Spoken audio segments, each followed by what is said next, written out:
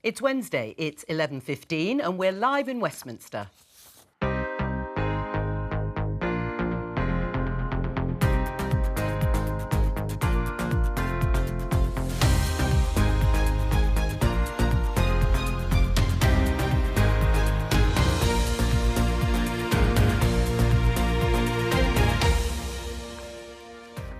Joining me today, the Conservative peer and Times columnist Daniel Finkelstein, the Labour MP Luke Pollard, Evening Standard columnist and ex-Labour advisor Aisha Hazarika, and the chair of Conservatives Against Racism, Albie Amankona. We've had weeks of this. We need to wait for the Sue Gray report to be published. I would like to see what she has to say, and I think that's only fair. We're waiting for the inquiry to establish the facts. Later today, the waiting should be over as we expect the Sue Gray report to be published. Before then, the Prime Minister faces questions from Keir Starmer. We'll be there live at noon. Could the pressure on Boris Johnson become unsustainable? Potential criminality has been found in Downing Street. What a truly damning reflection on our nation's very highest office. Can we please have a sense of proportion over the Prime Minister being given a piece of cake in his own office by his own staff? And our cricket bosses in denial about racism in the game. Hearing them comments, painful, hurtful, it just brings everything back.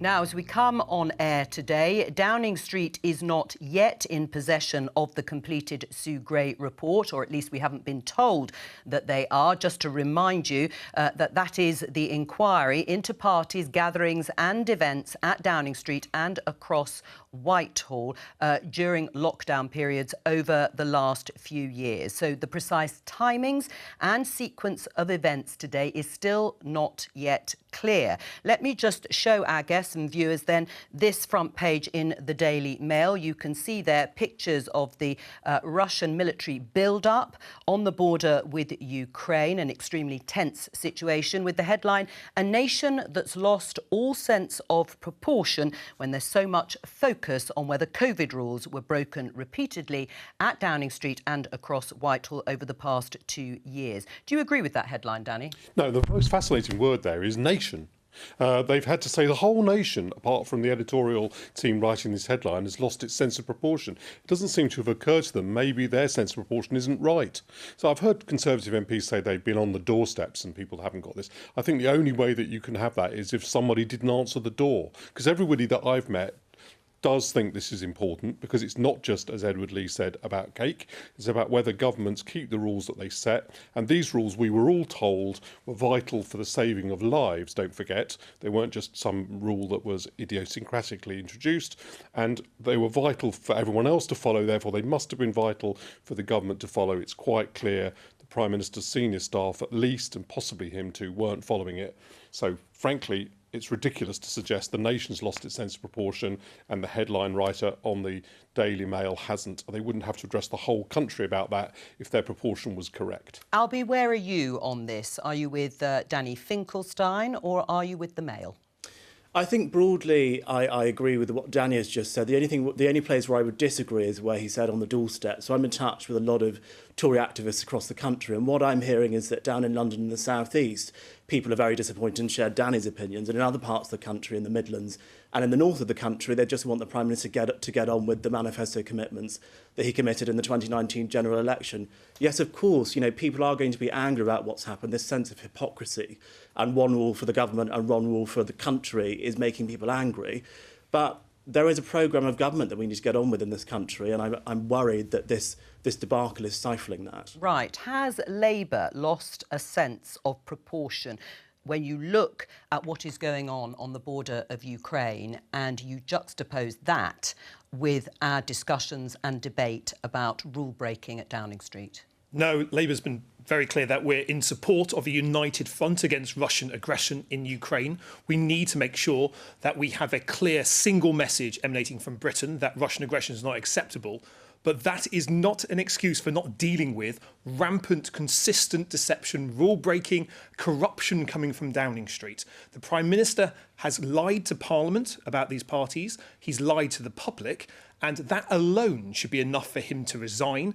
But because he's refusing to resign, he's creating this embarrassment on a daily basis of Tory MP after Tory MP being churned out to the media to defend the indefensible. This is something that's not a Westminster Village story. People are spontaneously talking about it in shops and cafes. If it happened to a hospital chief executive, to a school head teacher, to a chief executive at one of our biggest or smallest companies, they would have already been sacked. They would have resigned. So why is the Prime Minister think he's above that? Why does he think that he's an exception to the rules that he wrote, that he went on TV every single night to tell us that we had to follow, that the British public did follow? Why does he think he's an exception? He's not. No one is above the law in this country, and that's why the Prime Minister must go. And these are the issues that Sue Gray, that senior civil servant, has been grappling with. She has completed the report, by the way. But before we get on to that, Aisha, is there a lack of proportion when discussing this issue?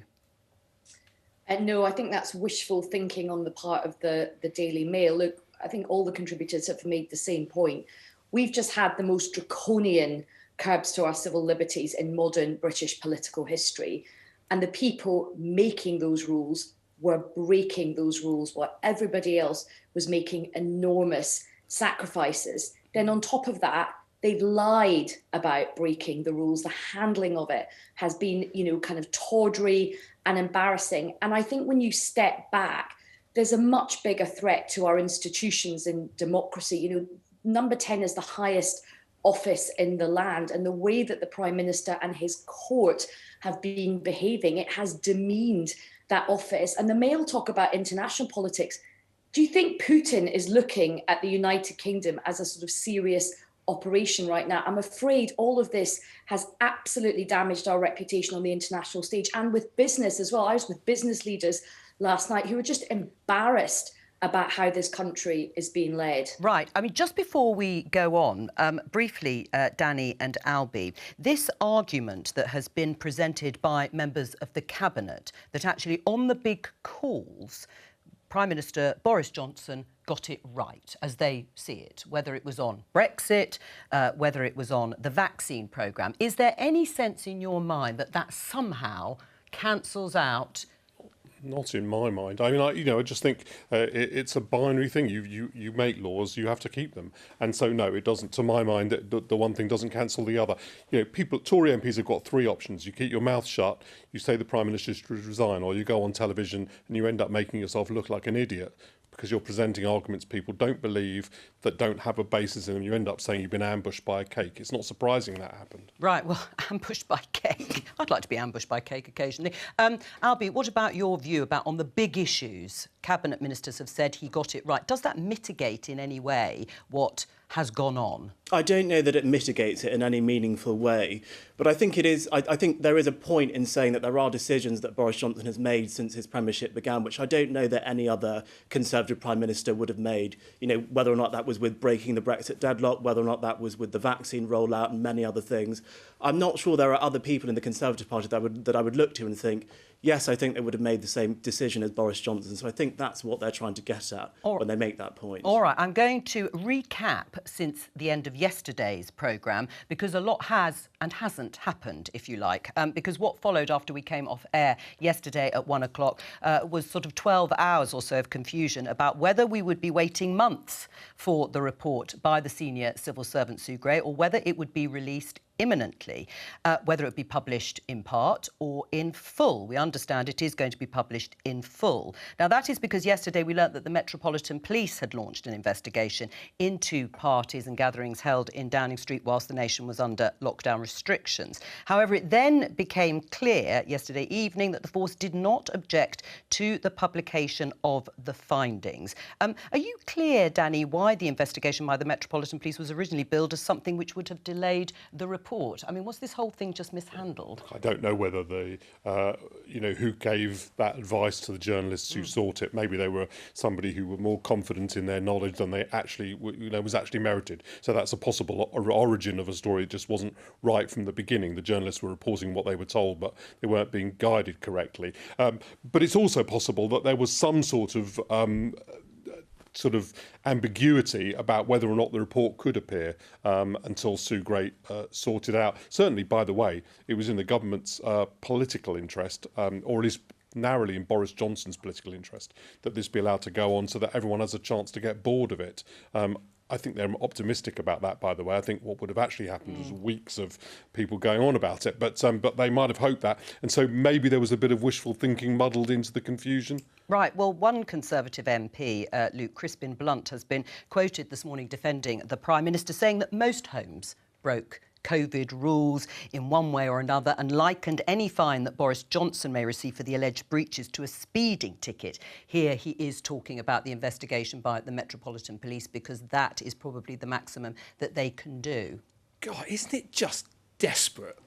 It makes me angry that you have Tory MPs who voted for these rules, who went on media to enforce these rules, to share those rules, who are now suddenly finding that the rules shouldn't have applied to the Prime Minister.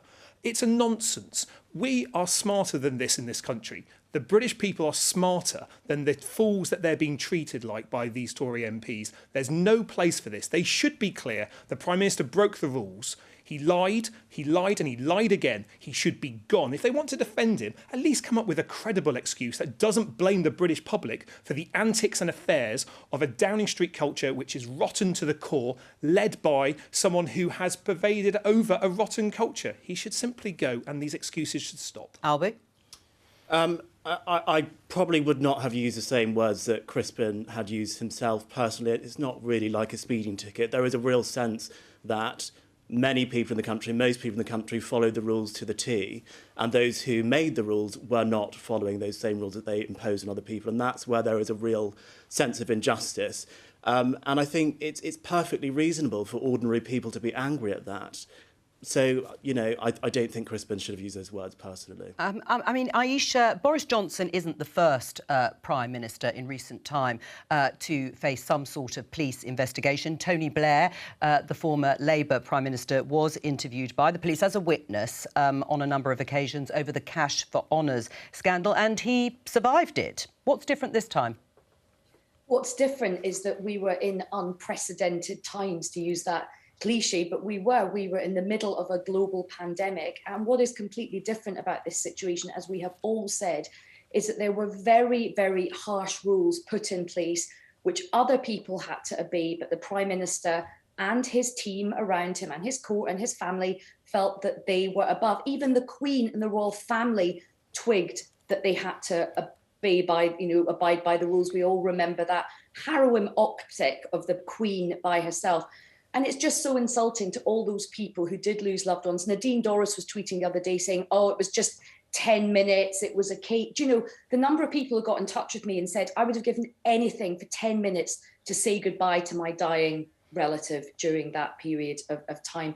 So I think there's a really horrendous disconnect between the very few people who are really humiliating themselves and embarrassing themselves, going out and pushing these embarrassing lines from 10 minutes, blaming the public, blaming a couple of cakes now. I mean, the whole thing, it's tragic and it's farcical, but I think, people are really angry about it. Right, there is a danger that it does lead to some sort of paralysis in government when dealing with important issues like the one that we started off with showing you the headline about, and that's what's happening on the border of Ukraine. I mean, Tony Blair said at the time that he had to get on with the job of governing, and he said that's what he did. Yeah, the big difference between that incident and this was he didn't do it. The police investigated and they decided not to prosecute anybody. And in this case, I think they did do it, and that's quite a big difference. But in addition, of course, we should get on with running the country. But let's, for example, take Ukraine. What we're trying to do there is to say that democratic norms are important, that liberal norms are important, that the governed are under the same law as the government. And if we're going to promote that law abroad, possibly at the loss of life and, of blood and money, we have to live by that at home. So these things, they are obviously different in nature entirely, but they do come from the same principle. We can't start saying that this doesn't matter. And I'm afraid the only reason why Crispin Blunt has had to say that is because what else do you say? And there was this movement after the cake. One of the reasons everyone moved to the proportion argument is because the other arguments, he didn't know that he was attending a party when he was attending it, no longer worked, because he obviously did know that was a birthday cake. So they then moved to that argument, and it's because it's sort of out of desperation that it's the only argument left. And really, I just think sometimes when you're in a hole, you should stop digging. Right, but is there a sense in your mind that, let's say, God forbid, there is a Russian incursion into Ukraine, that will, to some extent, just put the Sugray report and all of this to one side? Well, I don't think that will actually put it to one side. I think this is a very serious issue and has to be dealt with, and it can be dealt with while the country governs itself as well. Albie? I think the arguments being put out by, Conservative MPs and Number 10 in defence of what's gone on are poor.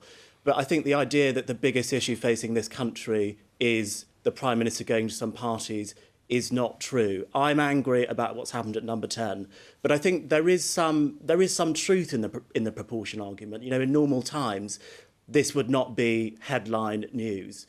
So I do think we do need to really be thinking about the other issues which are going on in the world, and thinking about whether or not we want the government to be focusing on this or focusing on those issues, whether or not that's a cost of living crisis, whether or not that's Ukraine, whether or not that's Chinese aggression towards Taiwan. There are real issues going on as well. Luke? Well, the person that seems to be taking point on the Ukraine crisis seems to be Ben Wallace. I'm not always a big fan of Tory defence policy, especially as the MP for Devonport, our biggest naval base, that's seen so many cuts. The Foreign Secretary, of course, was on the airwaves today. Indeed, but actually the person taking point has been Ben Wallace, and working really closely with John Healey, Labour's Shadow Defence Secretary. They're doing the job, they're getting on with it, and they're doing it despite the Prime Minister. Because under normal circumstances, if we are to pretend that that the exceptional circumstances of COVID do not apply, under normal circumstances, the Prime Minister, facing the invasion of one of our allies, would be undertaking international diplomacy, would be leading from the front. The Prime Minister is broken. His authority is lost. He really does need to go. And it is the other cabinet members who are having to pick up the slack. Ben Wallace, I think, has made the right decisions to date that Labour has supported. But let's face this, Putin is not sitting there worrying about Boris Johnson. His authority has gone now, and we need to have a government that Britain really deserves, something better with decency and integrity. That's not what Boris Johnson represents. Right, we don't have as yet, of course, the outcome of the Sue Gray report, and the defence from the Prime Minister is that he didn't know that rules were being broken. But putting that aside, Aisha, Labour, and we can hear that being reiterated by Luke Pollard, has repeatedly called for Boris Johnson to go. He's not going anywhere at the moment. Is that a problem for the Labour Party when actually the only thing that can result in the Prime Minister going is either evidence that he misled Parliament or that 54 letters are put in by Conservative MPs triggering a vote of no confidence in Boris Johnson? Of course, he could win that. Well, senior Labour strategists behind the scenes are smiling wryly because, the public-facing message, understandably, is country over party, and they're saying Boris Johnson should go. But privately, a lot of people are secretly quite pleased about the Save Boris Johnson campaign, because the longer that Boris Johnson stays in power, the more he damages the entire brand of the Conservative Party. And of course, he damages the Conservative people around him who are standing up for him. And it's going to be very difficult for those future contenders if they have come out and supported him. But just on the point of bigger politics, the reason why this issue is so important is a lot of the messes that this country's in is because the Prime Minister is a pathological liar on so many issues. Look at the queues in terms of post-Brexit Britain. Look at the fact that Boris Johnson said we were going to get all this money for the NHS. We now have a Tory revolt over raising national insurance to pay for the NHS. A lot of the problems that the government should be dealing with, I'm afraid, are of the making of the Prime Minister. All right. I mean, Luke, in response to what Aisha said, though, it would be better for Labour if actually a wounded Boris Johnson continued. Well, it might be, but what we're seeing under Keir Starmer is him putting the country first, because he has called out correctly the affairs and antics of Downing Street. He's called out the lies and the corruption. Let's remember, it was only a few weeks ago that the government was mired in a corruption mess in their defence of Owen Paterson, a corporate lobbyist sitting as an MP. You know, this is a consistent affair, and that Keir has quite correctly put the country first of this. As party politicians, it's always fun to play with your own party and to make partisan jibes. But on this one here, Britain really does deserve better than Boris Johnson, doesn't it? Prime Minister's Questions is happening in just under 25 minutes' time. We'll hear from both Boris Johnson and Keir Starmer. We're going to talk about the ongoing racism row that has been dominating the sport of cricket. Let's just show you this headline in The Guardian. Outdated, Middlesex chair under fire for view on diversity. This was Mike O'Farrell, who was giving evidence in front of the Digital Culture, Media and Sports Select Committee yesterday and being asked about why there isn't more diversity and more cricketers from an ethnic minority background. Let's just listen to his response. The football and rugby world becomes much more attractive to the Afro-Caribbean community. And in terms of the South Asian community, there is a moment where we're finding that they do not want necessarily to commit the same time that is necessary to go to the next step, because they prefer, not always saying they do it, they sometimes prefer to go into other educational fields, and then cricket becomes secondary. And part of that is because it's a rather more time-consuming sport than some others. Now, those comments sparked a backlash. Mike O'Farrell has since apologised. What was your reaction when you heard that? I think when we're talking about these issues, we always have to be really careful with the tone that we strike, and it has to be the right tone. And I don't think it's necessarily helped that it's an old white bloke who has who's made these claims. But I also think it's really important in British race relations that we start speaking about things in a more constructive way. And we also understand the phenomenon that racial disparity doesn't always equal racism, and I think that's what he was trying to get at. And there was a cricket player, Samit Patel, who actually said something very similar to what this gentleman has said. And I think Samit Patel essentially said something along the lines of, British South Asian parents at some point prefer their children to pursue more academic routes because they prefer economic security. So, and that's a phenomenon that we do see. So I think we just have to take care when we're talking about these issues and not necessarily jump down people's throats when they say the wrong thing. Luke?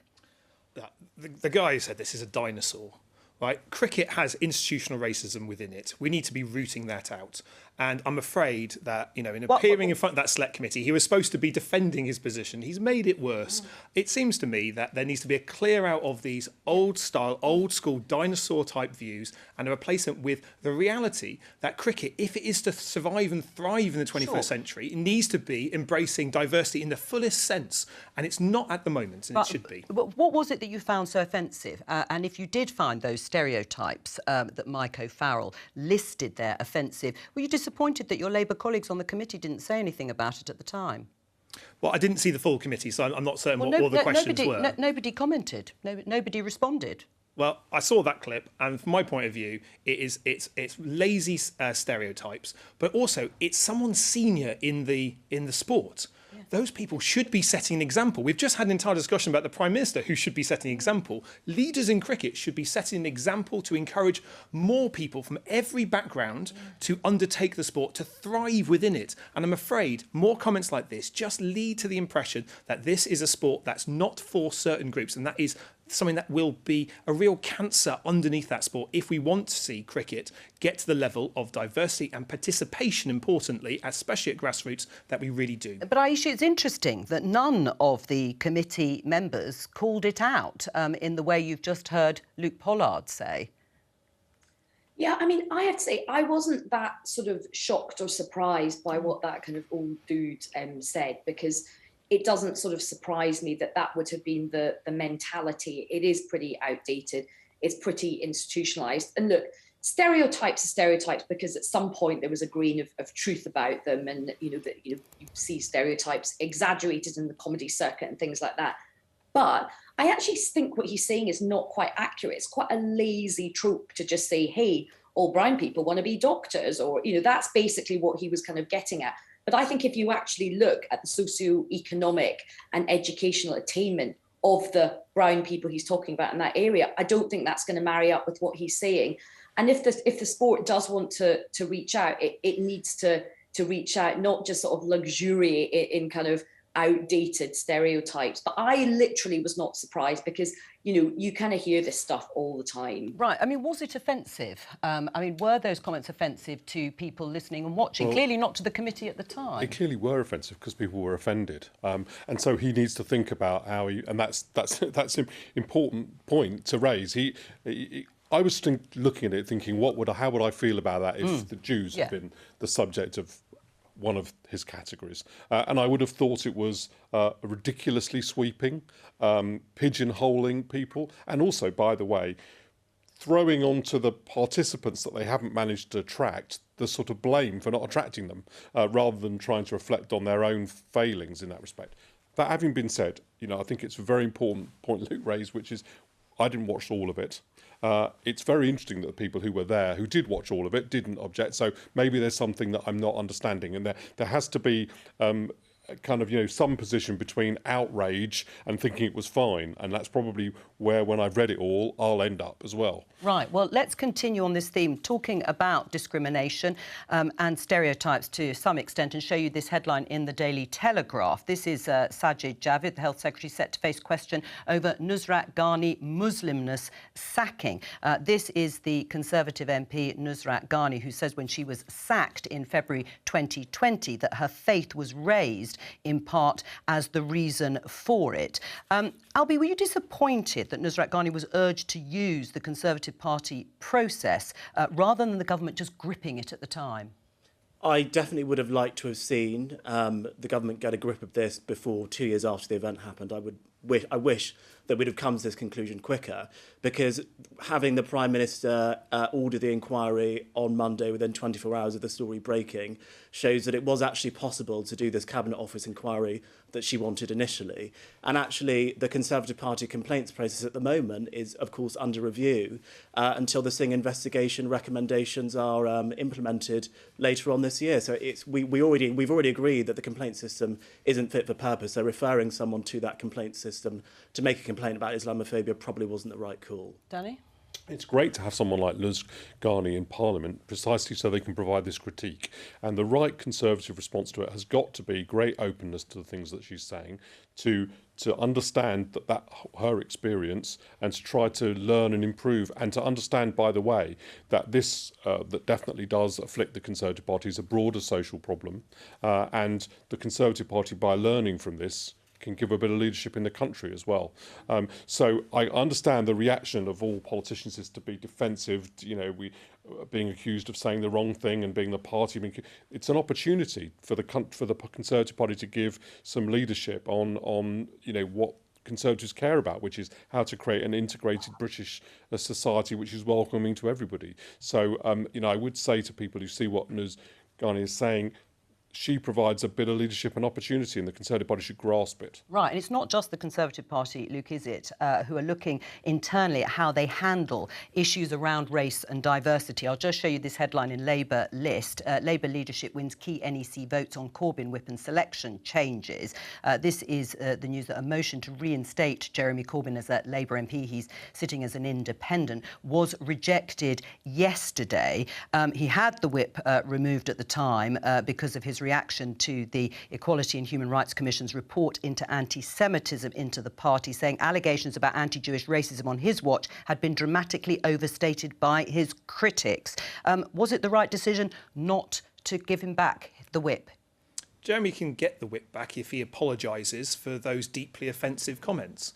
And I would like to see us move on from what has happened. I'd like to see Labour set out a stall without the distraction of whether Jeremy has the whip or not, to say everybody, regardless of background, sexuality, skin colour, religion, should be welcome in our party. We still have a way to go on that. Lots of progress has been made over the past 2 years, but at the time when the Conservatives can see the Labour Party struggling with concerns from a protected characteristic, a group of people who feel that the rules and the behaviours are against them, that would be the time for them to put their own house in order as well. This is a problem across the political spectrum, but I want every party, regardless of whether it's the one I'm in or not, to have decent views that embrace everyone. We're not there yet. We've got more to do.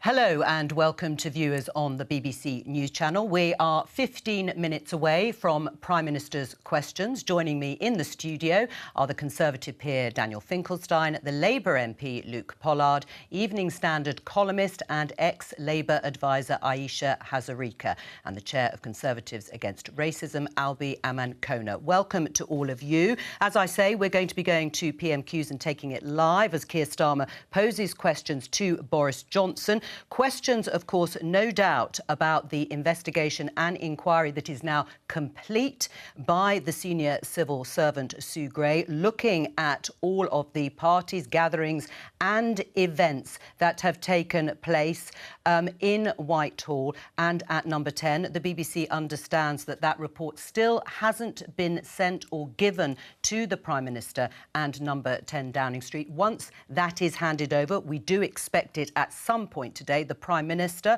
Boris Johnson, will have to digest that report and then prepare a statement. You can just see Boris Johnson arriving at Parliament for Prime Minister's questions in quarter of an hour's time. He will then prepare a statement that he will give, as promised, to Parliament. The Labour Party have insisted that they have sight of that report so that they have time to give a response, because Keir Starmer will respond to the findings. And then, of course, all eyes will be on the reaction of Conservative MPs, all of those who have sat in this studio and on the programme saying they are waiting for the outcome of that report. We also know there is an investigation by the Metropolitan Police now into some of those events, but they want to wait for the outcome of that report before they made up their minds about the Prime Minister and his role in terms of the events at Downing Street and across Whitehall. We know already that 7 or so letters have been handed in calling for a vote of no confidence in Boris Johnson's leadership, but 54 are required for that contest to actually take place. How much damage has been done, Danny, to the Prime Minister's authority as we sit here today? A great amount. Look, the only thing that he can hope is that people end up sharing the view that we have to move on from this to other issues and begin to forget about it. I don't think that will happen entirely. I think people do forget about political issues. You know, it's 2 years' time, there may be a general election, so they do that. But will he ever regain the benefit of the doubt, the ability to be trusted by people, and have people, you know, forget their own experiences of lockdown? I think that's a lot to ask, and I think it's unlikely to happen. That, however, is just a political analysis. My personal sort of moral point of view is you can't have a Prime Minister who doesn't keep the rules they set themselves and doesn't tell the truth about it, and that is not acceptable, whatever party they come from and whatever party I belong to. Albi? I think that it's very possible that after the Sue Gray report is published that 54 letters will go in. What I'm not sure about is whether or not he would lose a vote of no confidence. And I think what we could end up in the position where he wins a vote of no confidence and resets his government and then continues to lead in that kind of direction. I think that is a possible outcome. So you do see a way back for Boris Johnson in the event of that happening? I don't think you can ever count Boris Johnson out. I don't know why that is, but he's just got this unbelievable bounce-backable ability. Right, and in terms of damage to the party brand in that instance, I mean, there are warnings from cabinet ministers that those Tory MPs who would like a leadership contest should be careful what they wish for. Is this the right time for a leadership contest?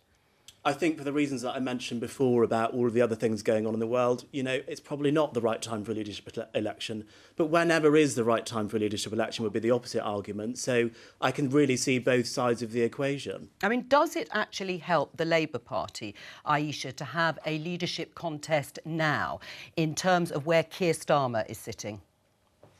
Well, I think right now, whatever happens is pretty good for the Labour Party. If Boris Johnson does survive and limp on, he's very much a wounded animal.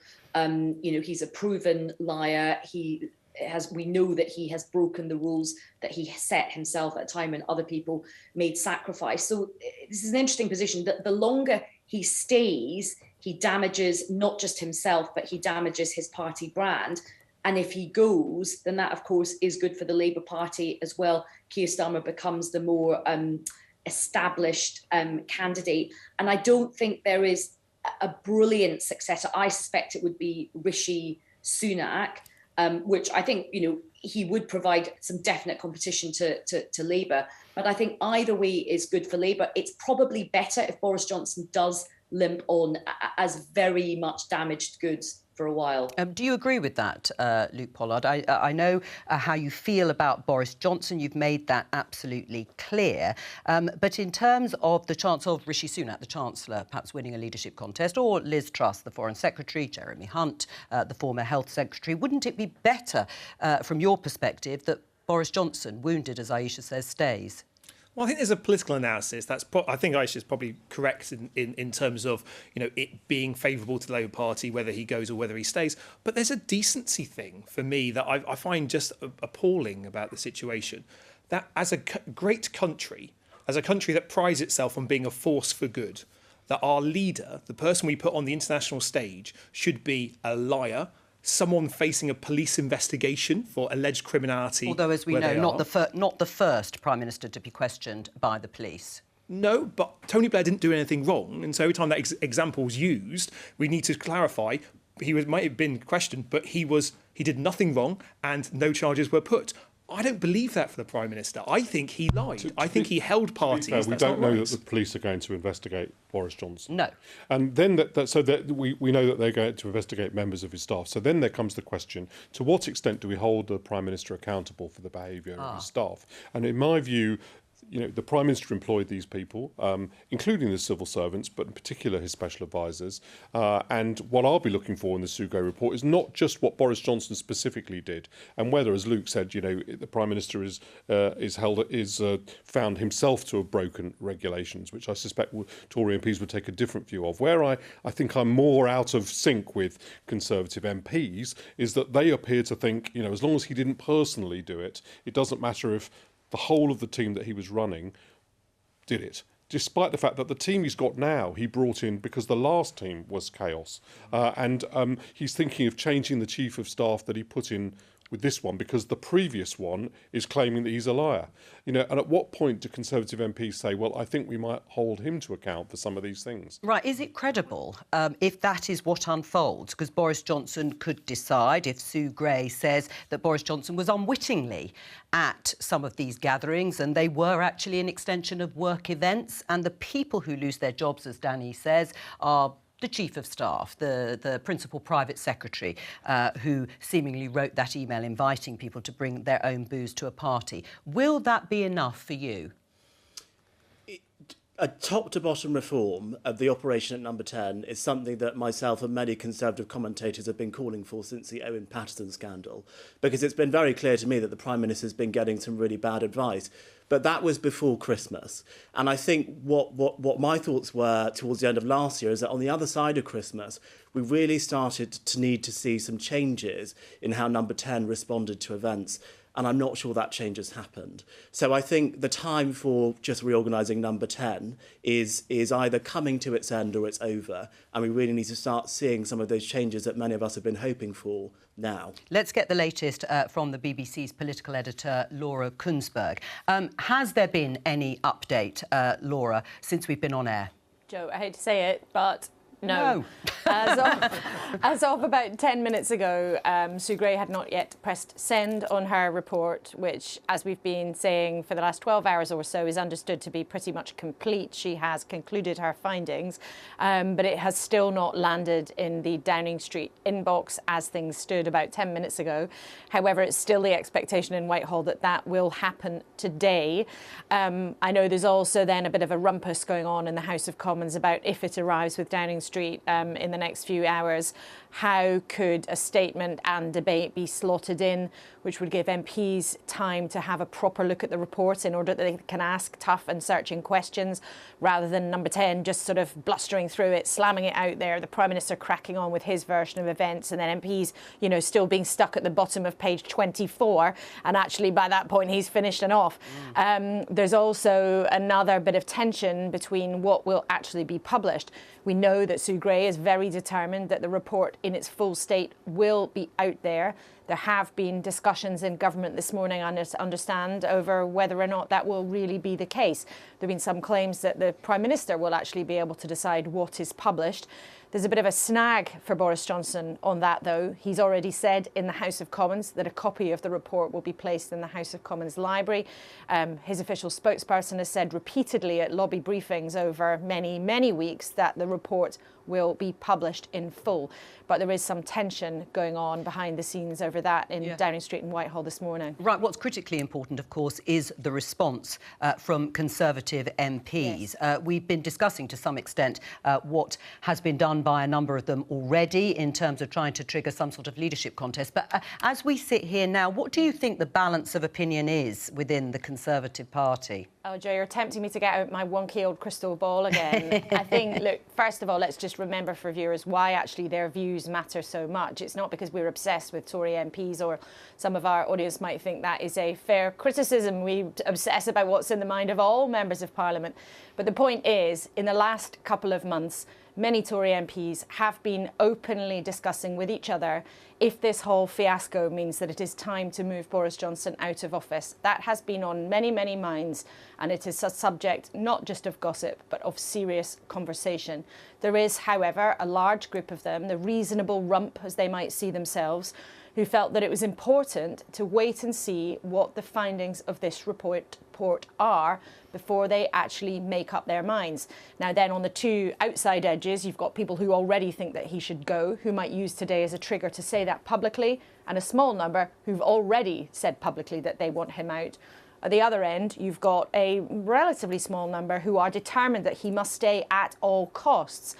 In terms of the balance of opinion, well, look, it's really, really hard to say.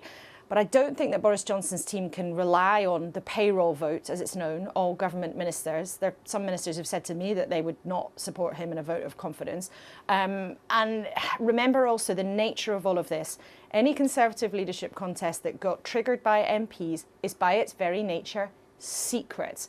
So when you talk to MPs and when they talk to each other, they're sometimes quite disingenuous about what they might actually do. Yes. I think whatever the numbers and wherever they are, I think it is safe to say that this genuinely is a moment of peril for Boris Johnson, and the findings of the report, if they are personally difficult for him, and they cast aspersions over his manner of leadership, his style of government, I think that may well push more Tory MPs over the edge. Right, stay with us, Laura. Luke, of course, it's not easy for Keir Starmer either, because we are in this sort of sense of limbo. What does he need to do? What will he do and ask Boris Johnson, do you think, today? What would you like to hear him ask? Well, as the country's former senior prosecutor, he has a good legal style when it comes to Prime Minister's questions, especially when there is someone who is suspected of such serious offences on the other side. But I think Keir will carry on doing what he's been doing in speaking for the nation, in reflecting the concerns that people are saying. You know, why did this happen? How has this happened? And ultimately, has he lied to Parliament? And if he has, and I think he has, as I think most people now concede he has, well, he should go. You don't know necessarily when people talk about the nation in the way Luke has, or perhaps the Mail did on the front page. How do you see the mood, Albie? I think one of the things about Keir Starmer and Prime Minister's questions is I think last week we were really expecting Keir to go quite hard on Boris. And I actually don't think he went as hard on Boris as he could have done. And I actually don't know that he landed the jokes in the way that I think he thought they were going to land. So I'm not really sure what direction Keir's going to take this week. I imagine the Prime Minister will be trying to steer people onto the important global issues and the cost of living crisis, more so than speaking about the Sue Gray report. I think he will refer people back to the fact that's yet to be reported on. Right, and Aisha, actually, because the report isn't yet at Downing Street, some time has been bought for Boris Johnson, hasn't it? Yeah, a limited amount of time, but a huge new fact has emerged, which is that Boris Johnson's going to be questioned by the police, and Downing Street are now going to be investigated by the police. So I think Keir Starmer should be very, very forensic. I think what he has to do is make it a big argument. He has to sum it up in one kind of big phrase that does sum up the bigger politics, which is, we've all said, you made the rules, you broke the rules, and you've lied. That is the central, and now the police are getting involved. That's the central argument he's got to keep prosecuting. Laura, have you got any sense of what Keir Starmer, the Labour leader, will try and do today? I expect that he will push for another firm commitment from the Prime Minister that the whole report will be published. I don't mean every gory bit of evidence or every WhatsApp or every photograph, but the full report as delivered to Downing Street from Sue Gray, whether or not that actually happens in the next few hours. But I would imagine that the Labour leader would want to get that on the record today. I also think it's likely that he might try to tie the importance of this report to what's happening in the real world. Because whatever you think of Boris Johnson, it's important to the opposition to connect this to why, in their view, it matters. Because while Downing Street is focusing on this so much, it means even when you talk to people in government privately, not very much else is actually getting done. You know, decisions about things that are really pressing can't be taken at the normal rate that they would, because people in Downing Street are worrying about their own survival. You know, that is the fact of it, and people in government would admit that privately. And I wouldn't be surprised if Keir Starmer tries to tie this whole mess to that, while Downing Street is having to focus on other things. There's really no possibility that they can be focusing on other important matters of government in the way that they normally would be. Yes. And, you know, Boris Johnson in the House of Commons yesterday said, I can guarantee that the government is 100% focused on the people's priorities. I'm not sure if people in Downing Street would actually bear that out, because they're juggling all of this. Right. And many of them are, of course, thinking about their own futures too, because we expect a pretty big clear out of number 10 when this report lands, whatever it says. That's what I was going to ask you. Excuse me if I interrupt you because PMQ starts, but Danny Finkelstein, who's here in the studio, said it won't be enough to carry out a clear-out of some of the senior staff at Number 10 and in Whitehall, if that is what Boris Johnson intends to do, if the Sue Gray report is not absolutely clear about culpability at the very top. What's your view on that? Well, I think he does intend to do that. I think it's quite likely also that there may be bad news in store for the Chief Whip in the next few days. I think, as Lord Finkelstein has said, people who aren't necessarily huge fans of Boris Johnson would say, well, the problem here is that he's promised to change before and hasn't. You know, it wouldn't be the first time that he has cleared out Number 10. That happened after, you know, huge chaos through the autumn of, 2020, when the departure of Dominic Cummings and Lee Kane and all those promises that were made to Conservatives behind the scenes that things would be different, things would be more organised, they would be more ordered. And even one former backer of Boris Johnson said to me not long ago, really staunch Brexiteer who'd been involved in trying to put him in there, said it's not that the leopard can't just change its spot. The leopard can't be completely re-sprayed. So for some Conservatives, the question in the next couple of days might be, Boris Johnson might make all sorts of promises, but do you fundamentally believe that he can be and that he wants to be a different kind of leader? Well, on that, I've just seen the Prime Minister and Keir Starmer walking in. Just briefly, Danny, what's your view on that? I think he should go on the question of responsibility, try to broaden it out and make sure Boris Johnson doesn't say, if it wasn't personally me, it doesn't matter. He's responsible for Number 10. That's the issue that Keir Starmer should hit on. Right, except he has been called here on this programme the Houdini of British politics. Yes, that's true. In the end, I suppose he's really stopped escaping. Prime Minister, questions. State for Northern Ireland remarked to the House earlier this morning, this Sunday marks a tragic day in our history. This was one of the darkest days of the Troubles. And That's the 50th anniversary of Bloody Sunday, and I echo his call to learn from the past, to reconcile and build a shared, peaceful and prosperous future. Mr. Speaker, this morning I had meetings with ministerial colleagues and others. In addition to my duties in this House, I shall have further such meetings later today. I associate my remarks with the Prime Minister on Bloody Sunday. Did the Prime Minister agree to the Chancellor of the Exchequer writing off £4.3 billion of fraud? That's £154 of every household in the country. That went directly into the pockets of fraudsters. No, of course not, Mr. Speaker. But what I can tell him, we do not support fraudsters or those who steal from the public purse, Mr. Speaker. But what I can tell her is that everybody in this country should be very proud of the huge effort that was made by Lord Agnew and others to secure ventilators and to secure PPE. And at the time, Captain Hindsight and others were calling for us to go faster, Mr. Speaker.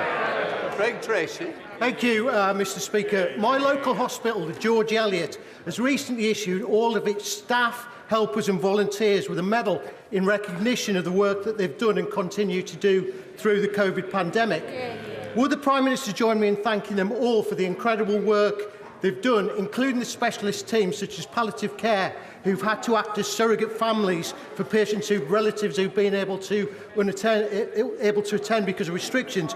And will he consider following their lead in issuing a National Service Medal for all of our key workers who've done such an outstanding job in keeping our country going through the pandemic? Prime Minister. Yes, of course, Mr. Speaker. I thank my honourable friend, and I'm pleased that so many of the volunteers and the staff at George Eliot Hospital have been recognised in the Queen's New Year's honours. I've seen the medal that they are proposing, and I think it's lovely, Mr. Speaker. And as I've told the House before, we're establishing a UK Commission on COVID commemoration to consider how we can commemorate everything that we've all been through, and the Commission will also consider how we can recognise the courage of frontline workers. We now come to the Leader of the Opposition, Keir Starmer.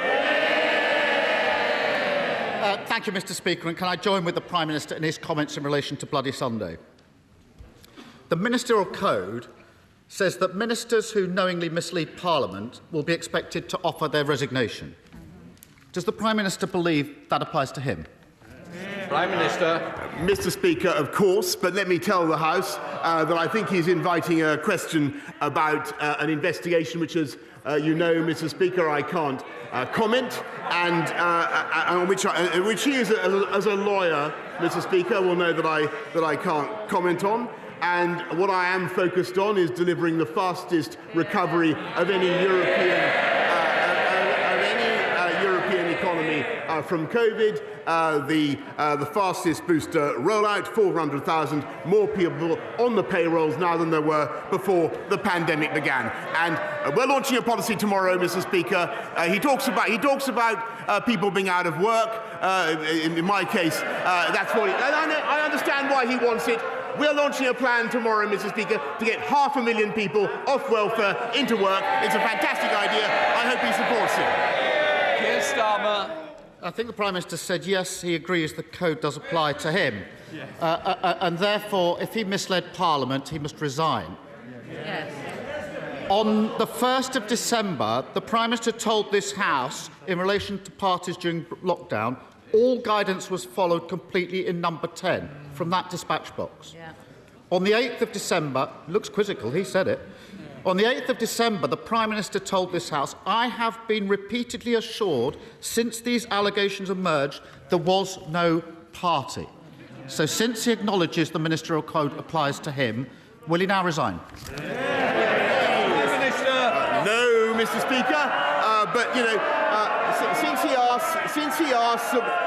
he asks about COVID restrictions, let me just remind the House, and indeed remind the country, that he has been relentlessly opportunistic throughout. has flip-flopped from one side to the other. He would have kept us in lockdown in the summer, Mr. Speaker. He would have taken us back into lockdown at Christmas, Mr. Speaker, and it's precisely because we didn't listen to Captain Hindsight that we have the fastest growing economy in the G7, Mr. Speaker, and we have got all the big calls right. The guy that said in hindsight he now appreciates it was a party. We've discovered the real Captain Hindsight, haven't we, Mr. Speaker? Wearing a party hat.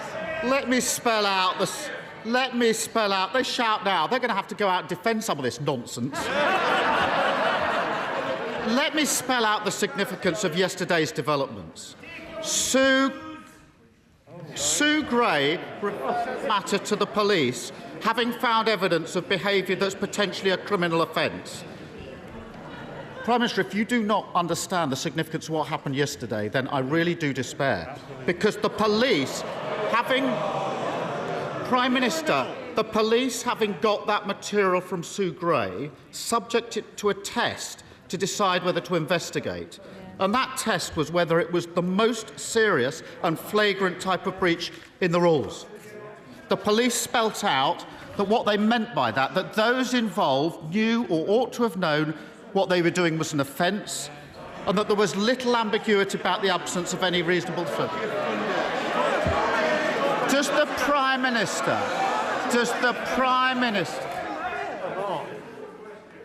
This question will continue, and I will hear the question. Unfortunately, you might not believe this, but our constituents are very interested in both the questions and the answers. If some members do not wish to hear it, please leave quietly. Keir Starmer. Mr. Speaker, having got the material from Sue Gray, the police had to take a decision as to whether what they had before them was the most serious and flagrant types of breach of the rules. If members want to laugh at that, laugh. The police spelt out what they meant. They decided on the material they've already got that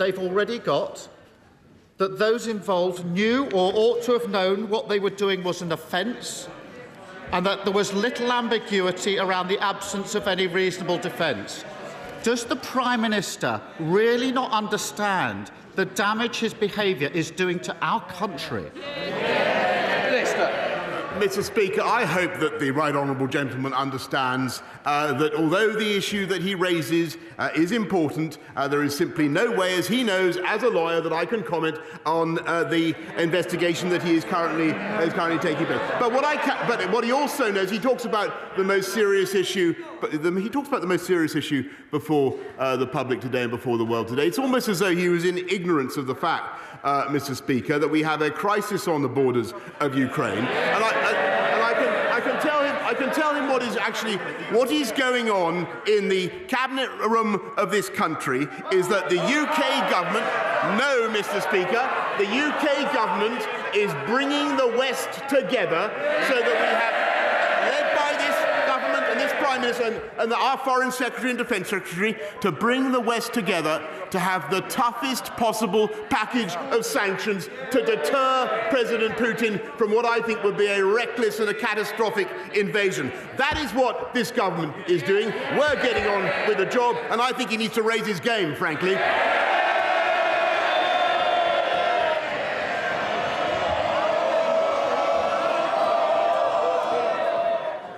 Can I just say honestly, just sit down. Can I just say to both sides, our constituent watching it, tensions are running high, and what we need to be able to do is allow the people out there who are bothered about their futures to hear what is said on both sides. So please, let's give the respect our constituents deserve. Keir Starmer. Mr. Speaker, this was the Prime Minister who went into hiding for 5 days because of these allegations. Talk to me about being around for the allegations. Mr. Speaker.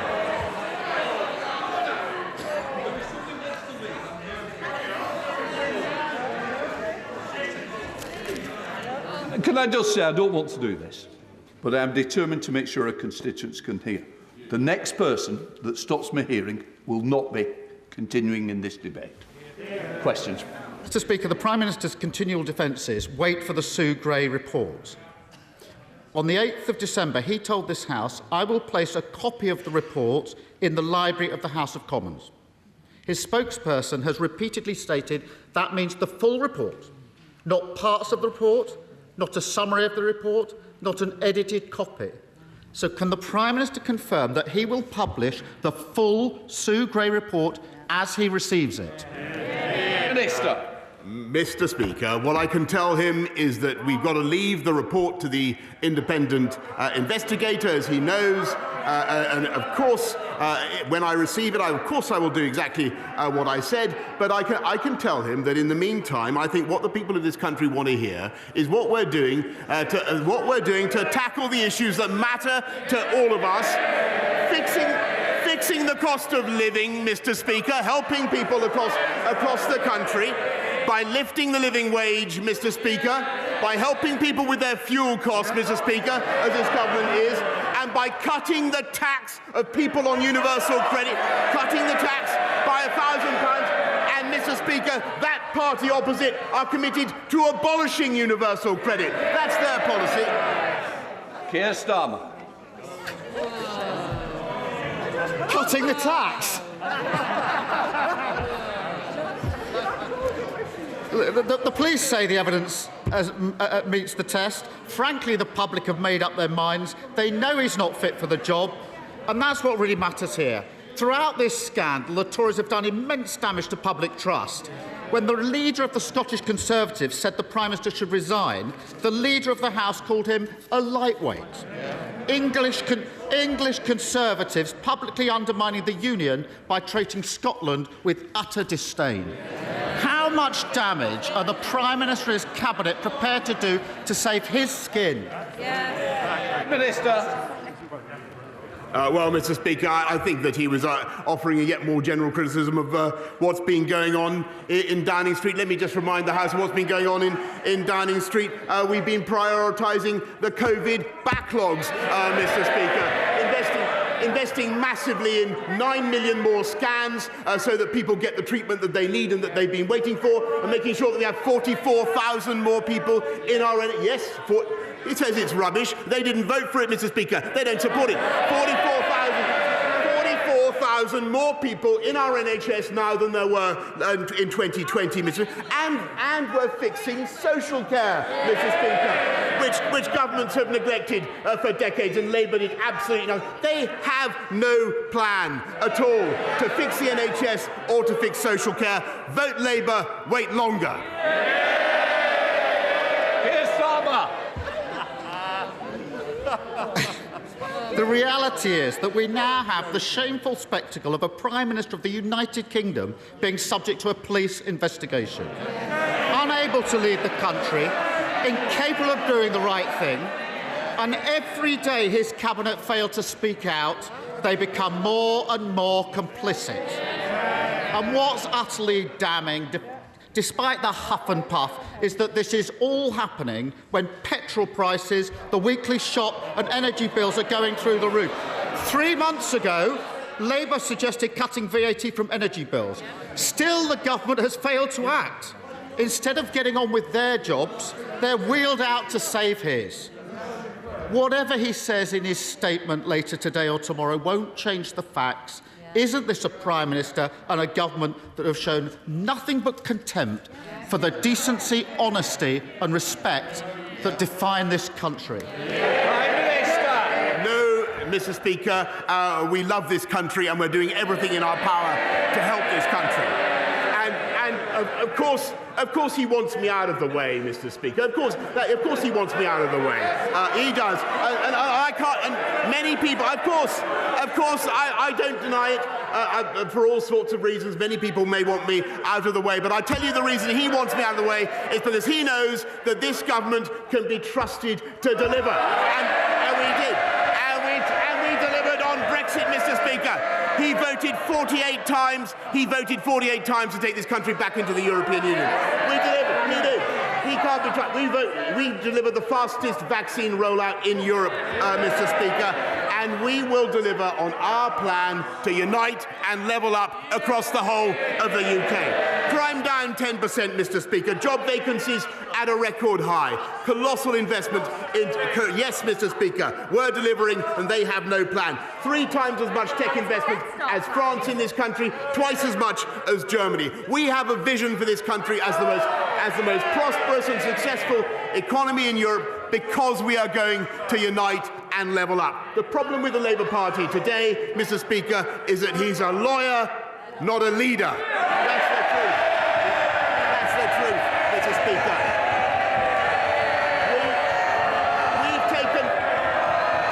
We've taken the tough decisions.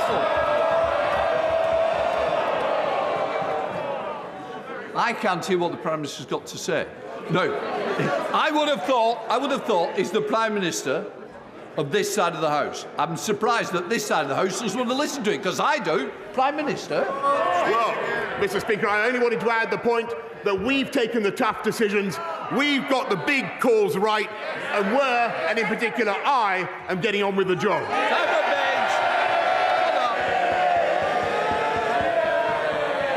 Thank you, Mr. Speaker. In Clwyd South, the Welsh Government has been dragging its feet on urgent repairs to the Newbridge Road, while in contrast, the Prime Minister and his government have delivered record Levelling Up Fund investment of £13.3 million along the Dee Valley, from the Trevor Basin to Llangollen and Chirk and on to Corwin.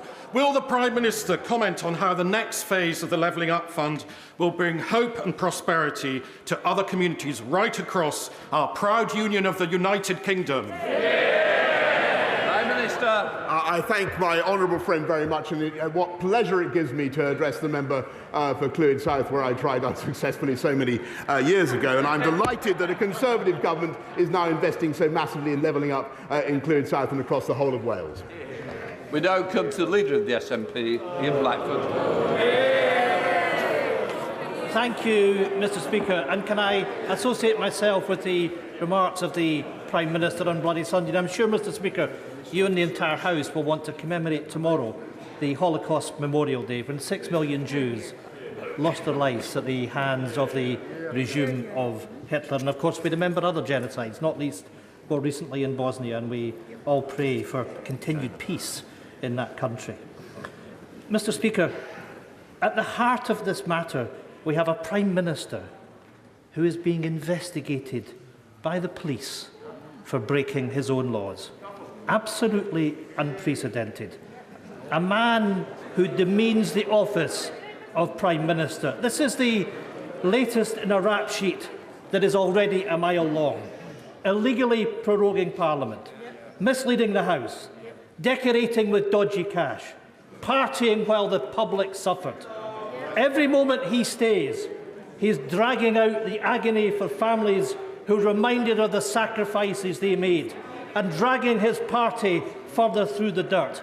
The public knows it, the House knows it, even his own MPs know it. Yeah. When will the Prime Minister cop on and go? Yeah.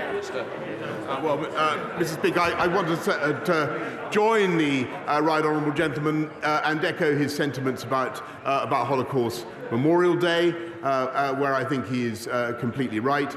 But I must say that he made the same point last week. He's wrong then, he's wrong now, and much as I enjoy cooperating him, but it is precisely because I enjoy cooperating with him so much and with all his Scottish colleagues that I have absolutely no intention of doing what he suggests. Ian Blackford. Mr. Speaker, every moment that the Prime Minister lingers, every nick in this death by 1,000 cuts is sucking attention from the real issues facing the public. Tory cuts, Brexit and the soaring cost of living have pushed millions of families into poverty. The impending national insurance tax hike hangs like a guillotine while they eat cake.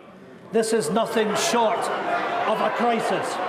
And the only route out, the only route to restore public trust is for the Prime Minister to go. How much longer will Tory MPs let this go on for? How much more damage are they willing to do? It is time to get this over with. Show the Prime Minister the door. Prime Minister. Well, Mr. Speaker, I don't know who's been eating more cake. What I would say to the right honourable gentleman, for whom actually, Mr. Speaker, I have a behind the scenes. People don't get this, but actually we cooperate well, and I want to continue to do so. Jesse Norman. Thank you, Mr. Speaker. As the Prime Minister will know from personal experience, the River Wye is one of the most beautiful rivers in Europe, yet its fragile ecosystem is being destroyed by phosphate and other pollution. The river crosses the border between England and Wales, but so far it has proven impossible to get the Environment Agency, Natural England and Natural Resources Wales even to begin planning a single integrated long-term strategy to clean up the river. Will the Prime Minister press those agencies now and the Welsh Government at last to come to the table? And will he ask ministers to look at the idea of a new ring-fenced National Rivers Recovery Fund, using fines paid by the water companies so we can clean the Wye and other rivers up properly once and for all? Well, Mr. Speaker, I had a memorable swim in the Wye myself. I think at about 5 o'clock in the morning once, and it tasted like nectar. I understand the problem that he raises. It's very important that our beautiful rivers should be clean as well. And my honourable friend, the Environment Minister, will be visiting the Wye area shortly, with or without his swimming trunks. And I know that we're urging the Welsh Government to take this matter as seriously as this government is. Please get him in there. Sir Geoffrey Donaldson. Thank you, Mr. Speaker. The Prime Minister will know that many families across the United Kingdom are struggling with the increased cost of living and rising energy costs. But in Northern Ireland, that is compounded by the protocol. 27% is the increase in the cost of bringing goods from Great Britain to Northern Ireland when we can get access to those goods. It is costing business £2.5 million every day, almost £1 billion a year, the cost of the protocol. The Prime Minister talks about uniting this nation and levelling up. He could do that by removing the Irish Sea border and restoring Northern Ireland's place fully within the UK internal market. Prime Minister. Mr. Speaker, I must say that I support passionately the indignation of the right honourable gentleman opposite. And yes, Mr. Speaker, I never thought when we negotiated that this would be 200 businesses have stopped supplying Northern Ireland. Foods are being blocked, Mr. Speaker. Christmas cards are being surcharged. And frankly, Mr. Speaker, the EU is implementing this in an insane and pettifogging way. And we need to sort it out, and I completely support what he's saying. Philip Dunn. As my right honourable friend, the Prime Minister, seen the report published earlier this month by the EAC, making recommendations about what else should be done in addition to the welcome measures in the Environment Act to clean up our rivers, including the River Wye, but all our rivers. One of the recommendations was that DEFRA should give guidance to Ofwat to require water companies to invest much more in water treatment in the next round of capital spending approvals. Will he encourage his Secretary of State to give this guidance in the strategic policy statement to Ofwat expected shortly? Prime Minister. Thank you very much. Yes, Mr. Speaker, my right honourable friend is completely right. I welcome the report by his committee. This government is going further and faster than any other government hitherto to protect and improve the health of our rivers and seas. Lloyd Russell-Moyle. Thank you, Mr. Speaker. Happy unbirthday to him. Happy unbirthday to him, because just like the Mad Hatter, he didn't need the excuse of a birthday to have a party, but it did help, didn't it? So when he had groups of people singing to him when illegal gatherings indoor were illegal and communal singing was banned, my constituents think that he has lied. My constituents think that he lied to this House, and my constituents think he lied to them when he was partying and telling them all... Order. In passing what your constituents say, but you can't continue to labour that one point. Lloyd Russell-Moyle. So, I would prefer to be led by a lawyer than a liar. Will he now resign?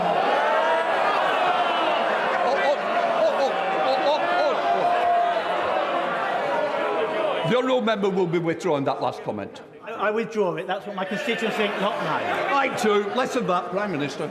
Well, I think that the honourable gentleman, I'm afraid, in everything he said just now, plainly doesn't know what he is talking about. He plainly doesn't know what he's talking about. What I can tell him, and what I can tell his constituents, is that irrespective of what they want to focus on, and I understand why they do, Mr. Speaker, this government is going to get on with the job and deliver for the people of this country. Cheryl Berry. Mr. Speaker, the great people of Cornwall voted in our Prime Minister on a promise to get Brexit done. He was successful. Faced with the global pandemic, our Prime Minister set out to build a world-beating vaccination programme to save lives. Mr. Speaker, he was successful. He's now lifted COVID restrictions against huge pressure not to do so, and he's got the economy back on track. Can I ask my right honourable friend, the Prime Minister, will he continue to deliver on the priorities of my constituents and the millions across this country who voted for him in 2019? Mr. Speaker, I really can't improve on the brilliant question. The people of South East Cornwall are lucky to have my honourable friend such a representative, and she's right in what she says. Jonathan Edwards. Diolch, Mr. Speaker. Tomorrow is the second anniversary since my constituent Michael Leary was murdered and his body desecrated in an attempt to cover up the crime. Will he meet with campaigners and myself to discuss the need for a new offence or amended sentencing guidelines to reflect the extra suffering faced by the families of murdered victims whose bodies were concealed or desecrated? Prime Minister. Well, I thank him very much for drawing this appalling case to the attention of the House, and I can certainly assure him that he will be getting the meeting he needs at the earliest opportunity. Sir Mike Penning. Thank you very much, Mr. Speaker. On the 24th of November, Mr. Speaker, I asked the Prime Minister if he would meet with me and my constituents about the future or lack of future of a new hospital in Hemel Hempstead. I thought when I put in the question today that I would have to ask the same question, but last night I was offered the meeting. So on another note, Prime Minister, many children in this country are suffering from a special form of seizure, which medical cannabis prescribed by a consultant actually helps them live. Only 2 children in this country get that free on the NHS. The rest of those children have to beg, borrow and scrape with their families to try and get that prescription issued by a consultant paid for. Can the Prime Minister please use the political will? I know the Secretary of State has the political will, but please push this forward so these children live. Prime Minister.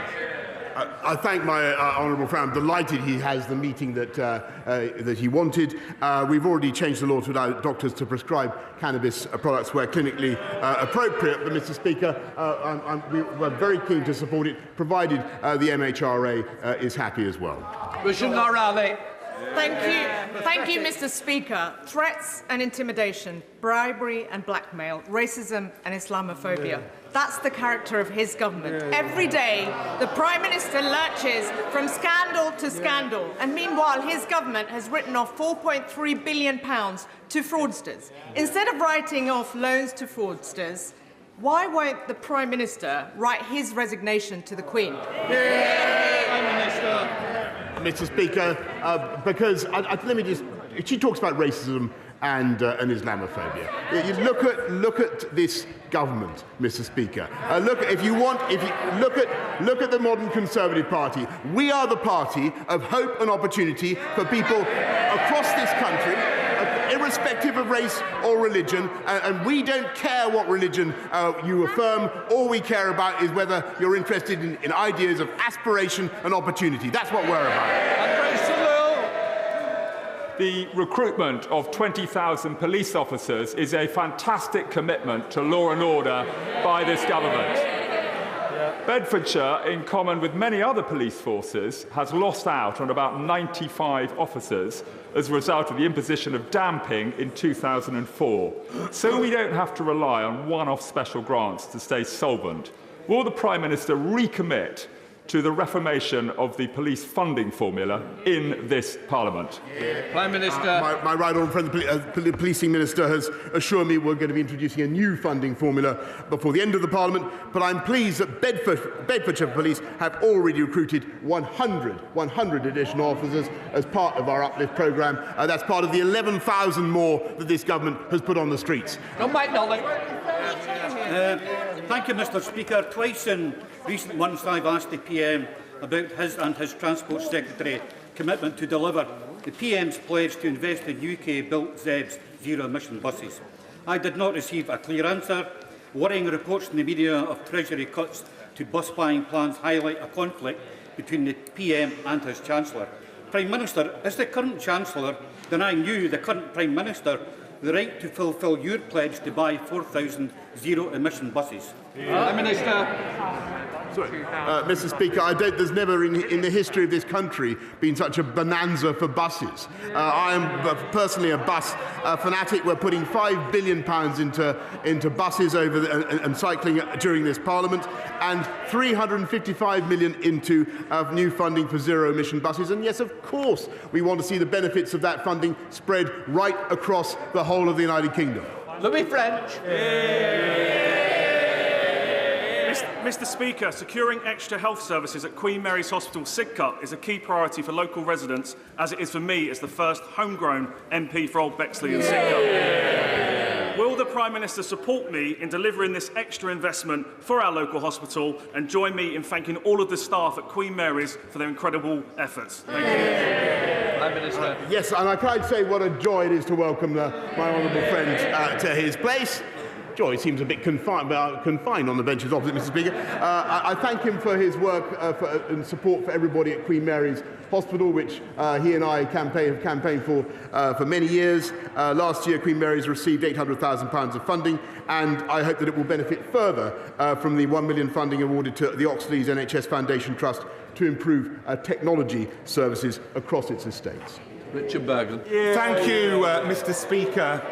A nurse who organised a small socially distanced demonstration against this government's pay cuts was fined £10,000. People out there are sick to the back teeth of it being one rule for the Tories and another for everyone else. The Prime Minister, for once, needs to do a decent thing. For God's sake, resign. Mr. Speaker, I don't think there was a question there. There was an invitation for me to do what, of course, the Labour Party wants me to do, but I'm not going to do it, Mr. Speaker. We are going to carry on with our agenda of uniting and levelling up across the country. And they fundamentally know that they have no answer to that. We have a plan and a vision for this country. They have absolutely nothing to say. And that is the difference between our side and their side. Mr. Speaker, alongside the threat of a Russian invasion of Ukraine, there are real fears of China invading Taiwan. On Sunday, Beijing staged the largest incursion into Taiwan's airspace since October. Does my right honourable friend agree with me that military aggression and threat of occupation are never acceptable anywhere in the world? And will he confirm that under this Conservative government, the UK will always be at the forefront of standing up forcefully for freedom and democracy, security and stability? Yes, I thank my honourable friend. I want to tell him that the Chinese military flights that have taken place near Taiwan in recent days and months are not conducive to peace and stability in the region. And what we need is a peaceful and constructive dialogue by people on both sides of the Taiwan Strait. And I know that is what my right honourable friend, the Foreign Secretary, and all colleagues are working for.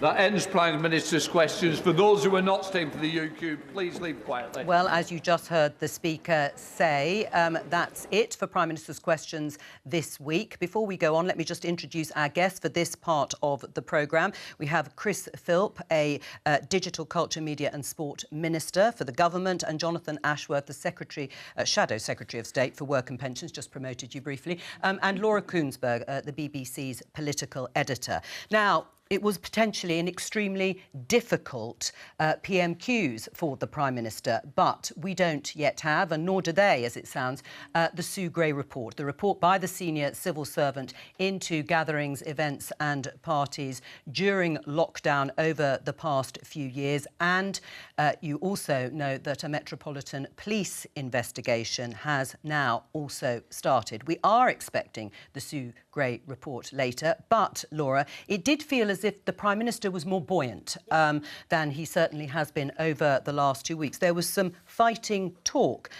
He said about Keir Starmer, the Labour leader, he is a lawyer and not a leader. Does he have really any justification to be sounding buoyant? Well, I think he has a reason to try to sound buoyant, and we could see that today, is to get his backbenchers feeling upbeat, feeling that he's got fight left in him, feeling that there is something still worth fighting for. And I think from that session, actually, it looked like Tory backbenchers were really enjoying that performance. It was real fighting talk. And, you know, politics changes, you know, political mood is sort of like quicksilver, isn't it? It changes so fast. And I think Boris Johnson clearly in recent days has been making, some people might say, quite belated efforts, but has been making much more effort to try to shore up his part of the Conservative Party and try to keep people on board. Whether that ultimately makes any difference, that session, then, you know, who knows? But there is a sense as well this lunchtime that everyone on all sides of the political village this morning is sort of marking time. And I think also for a lot of our viewers and lots of people seeing it as well, will still think you had a Labour backbencher, someone of the left, but making a very impassioned plea from his constituents that the Prime Minister should resign, using the banned in Parliament L word to suggest that he is a liar, which of course he then had to retract. So, you know, high passion, but I think a performance that many Conservatives will actually think was the kind of thing that they needed to see from Boris Johnson today. One important point Keir Starmer raised and Boris Johnson repeated is this placing a copy of the report in the House of Commons. That implies a complete, full copy of the report of Sue Gray, which is completed and which will have potentially evidence that will underline whatever her conclusions are. Do we understand that to be a full and complete report? Well, I suppose it depends what you mean. So if anybody, I suppose, even if you're, you know, doing research for a student dissertation, you do all your research, you get all the stuff, and then you write the actual piece of work, which may be 20 pages, 50 pages, 100 pages. It's my understanding when people in Whitehall are talking about the full report, that's what I understand it to be. The whole actual report, not every single WhatsApp message, every single photograph, and we know some photographs have been shared with Sue Gray, not every single note or email or text message or whatever. So I don't think all of the evidence that she has gathered is going to be published, every sentence that was uttered in every interview.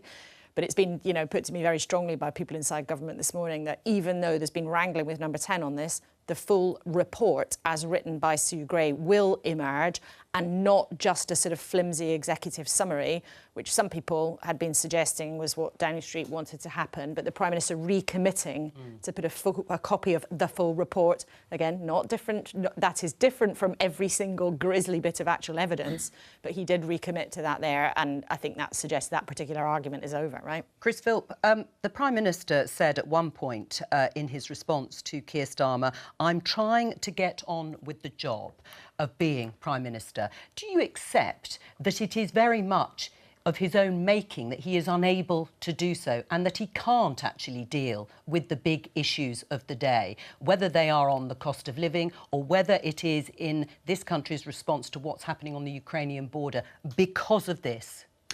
No, I don't accept that for even 1 minute. We saw figures today showing we've got the fastest growth in the G7. We've got more jobs on the payroll now than we had before the pandemic. We've got the booster programme, which is leading Europe. On all of these really important things that really affect day-to-day lives, the government is delivering and has been delivering for a long time. The only people who are going on about this issue to the exclusion of everything else is the opposition. I've just listened to PMQs there, as you have and your viewers have. And in that 35-minute session, not a single Labour or Scottish Nationalist MP even asked about the issue of what's going on with Russia and Ukraine. They wanted to talk about everything else. So it's not the government that has their eye off the ball on these important issues, it's the opposition. So are you saying that these issues cancel out and mitigate anything that might have gone on in terms of rule breaking at Downing Street, rules set by Downing Street and Boris Johnson? Is the integrity of the Prime Minister unimportant in the arena of politics when we are talking about these other issues? I mean, that's not what I said, obviously. No, I'm asking you, though, is that what we can conclude from what you're saying? Don't look here, concentrate over here. Well, look, the report is going to come out, we think, fairly soon, and that will address the issues of integrity that you're raising. What struck me as extraordinary about Keir Starmer's questions, and as a lawyer it's even more extraordinary, is that he was sort of presupposing that the fact there's an investigation presupposes guilt, which is obviously a ridiculous assumption. John? Well, this is about integrity in politics. And I think it's pretty clear now that the government is in utter paralysis. You only need to walk around the House of Commons. You've got ministers, whips, plotting in corners with Tory MPs, trying to save the Prime Minister's skin, or alternatively, trying to work out whether they should jump to Liz Truss or to Rishi Sunak. It's very remarkable that Rishi Sunak, by the way, isn't out there defending the Prime Minister. You're more likely to see Elvis riding Shergar down Leicester High Street than see Rishi Sunak at the moment. But when you've got this cost of living crisis, the energy bills rocketing, prices going up in the shops, this April, pensioners are going to see the pension cut in real terms if inflation hits 6%, as the Bank of England is predicting. And yet the government is completely mired in these scandals and trying to work out whether they should stick with Boris Johnson or get rid of him.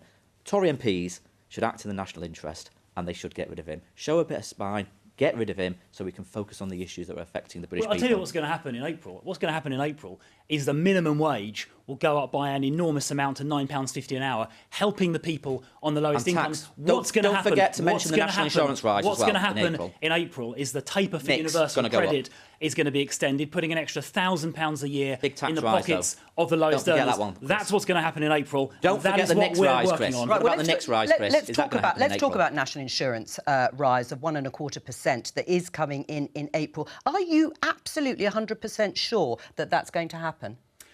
Yes, because we need to fund the NHS properly. It'll raise £36 billion. It is astonishing that the Labour Party voted against putting more money into the NHS. But on that national insurance rise, let me make two important points. Firstly, the 6.5 million people on lowest incomes will not pay a penny more.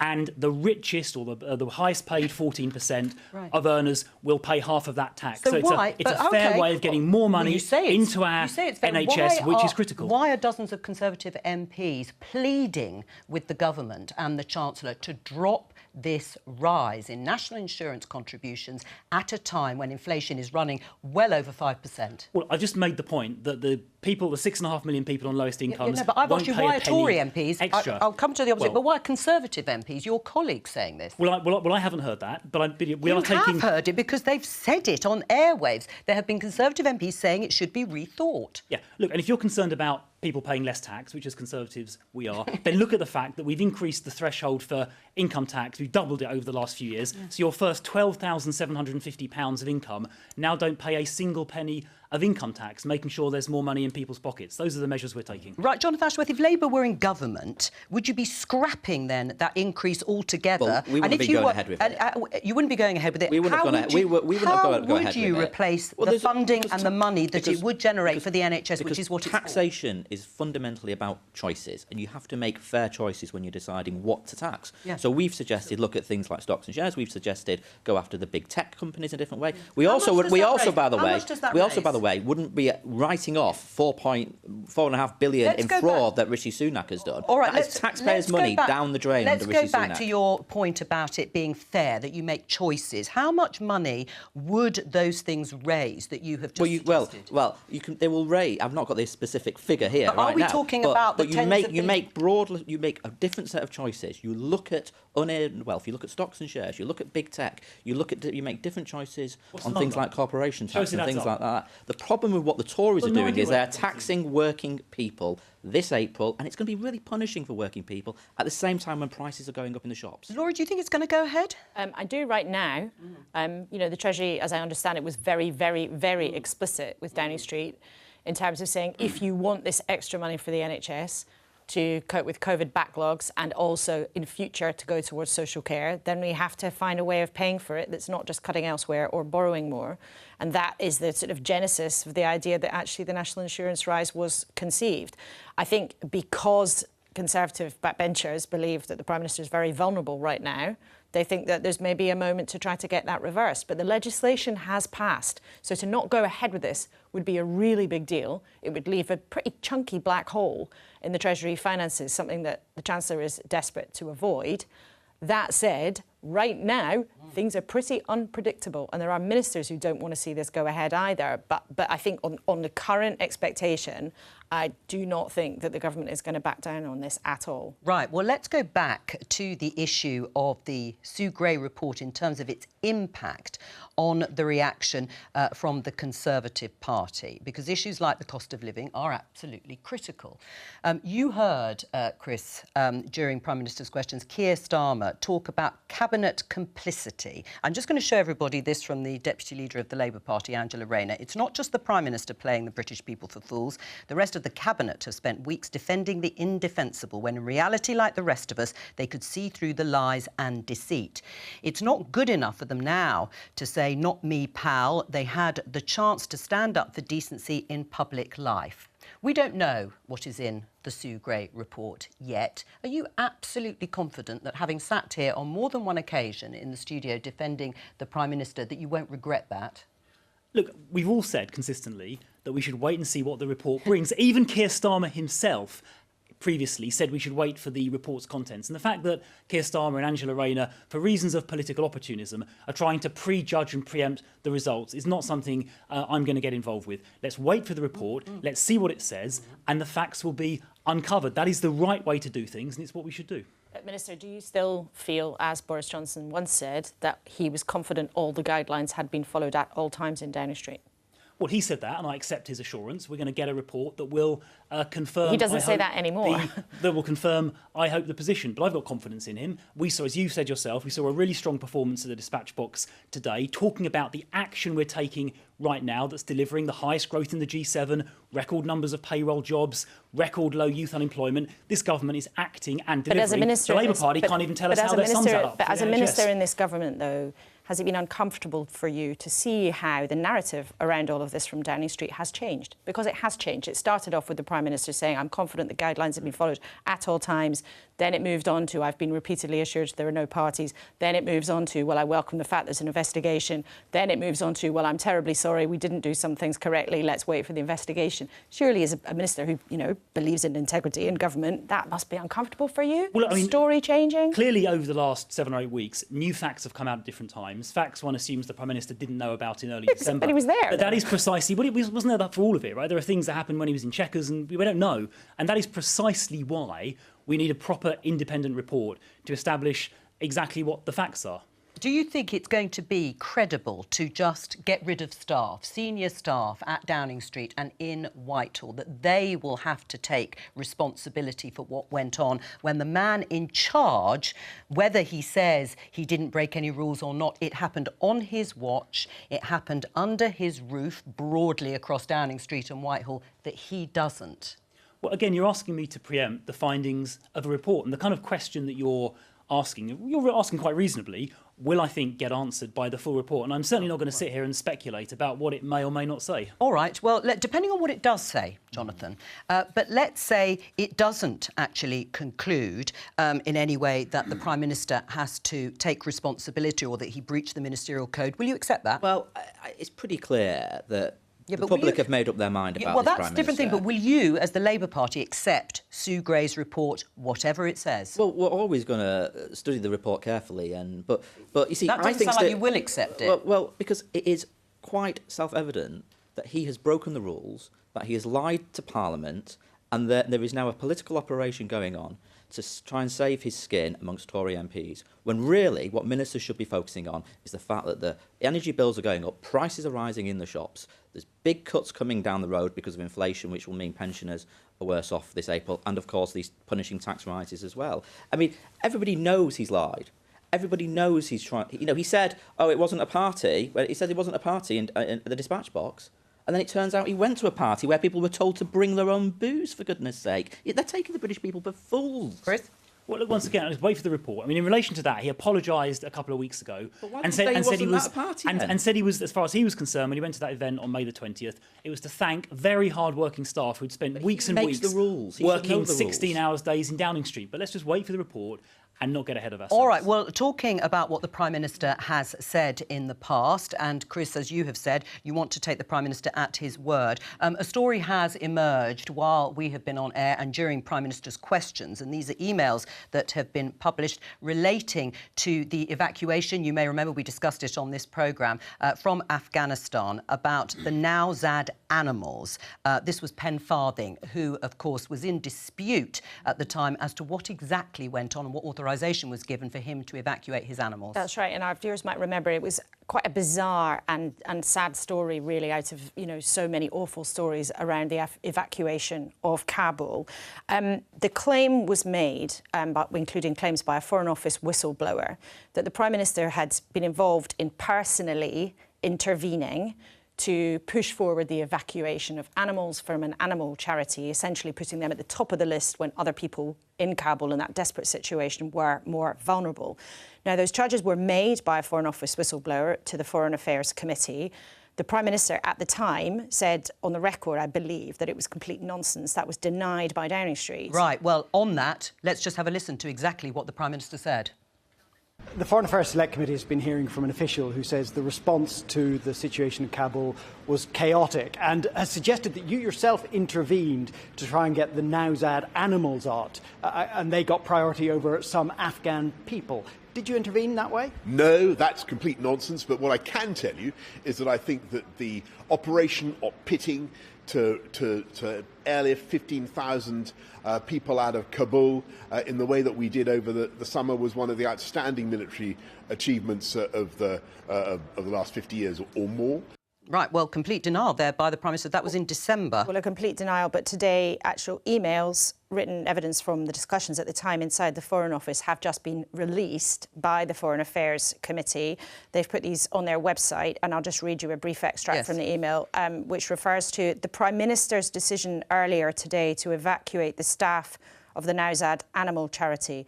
It goes on to explain various details about what was going on. It talks also about the Prime Minister's authorisation of this, and quite clearly we have here written evidence submitted by the Foreign Office whistleblower that's now in the public domain that very obviously contradicts his claim there that this was all a load of nonsense. Now, we don't know yet what Downing Street are going to say about all of this. This is publication of a couple of emails that have been supplied to the Foreign Affairs Select Committee.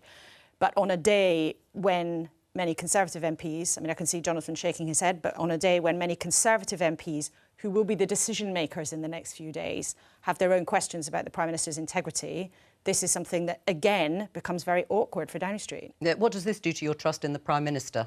Look, I haven't seen those emails. The first I've heard of it is just now.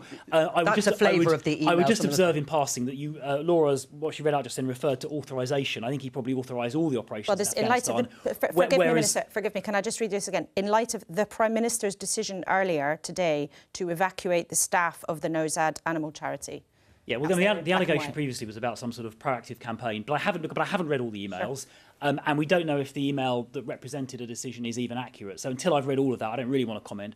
What I would say is that, as he just said on that clip, the campaign we ran in August was the leading campaign in Europe, the most successful campaign of any European country, to evacuate Afghan civilians, and we are still running now the Afghan resettlement programme, which is the largest resettlement programme of any European country. So I think we can be, as a nation, very proud about what we achieved in an emergency situation in August more than any other European country, and the work that's ongoing. Can you still take the Prime Minister's word as fact in your mind? You say you do believe what the Prime Minister has said over parties, his attendance, whether he thought it was a work event or not. Do you believe him on this issue too? Yes. You do. Jonathan? I mean, he just lies, doesn't he? You cannot believe a word that comes out of his mouth. And the fact that you Tory MPs are standing by this guy who's disgraced Downing Street. I mean, Margaret Thatcher wouldn't have behaved like this. Tony Blair wouldn't have behaved like this. Harold Wilson, Clement Attlee, Winston Churchill, no Prime Minister would have behaved in the way this Prime Minister behaves. And you all stick by him. He's a liar. He's a disgrace. Show a bit of backbone. Get rid of him. Chris? Well, I think you've got to, I mean, he's just taking some cheap political shots there, and from the party that gave us Tony Blair and his Bernie Ecclestone £1 million donation, that's a little bit rich, I might say, and not say nothing of the Iraq War. But look, let's wait for the report. Let's, rather than having cheap political points, let's have the facts independently established. Then we can see what happened. Right. Laura, we are still waiting for the Sue Gray report. This has come out now, as you say, at, well, it would always be a bad time, of course, for it to come out, but directly contradicting what the Prime Minister has said. How problematic will this be? Well, I think it goes right to the heart of what's at the question here and what's on many people's minds on the Conservative backbenches, is whether or not what has happened, what has emerged over the last couple of months, it's not about whether or not people in Downing Street were having a bowl of crisps or a sausage roll or a glass of warm white wine. It's whether or not there are the highest standards of behaviour in government and whether or not people feel comfortable with the way that this administration is run overall. That's really what this is about. We should remember there's plenty of people in the Tory party who've never wished Boris Johnson well, and of course they are using this to their political advantage, but it's a very dangerous moment for Downing Street, and these revelations do not help one bit. And we're still waiting for Sue Gray's report to be handed to Number 10. We will hopefully have the contents of it by tomorrow's programme. I'll be back then at 12:15. Bye-bye.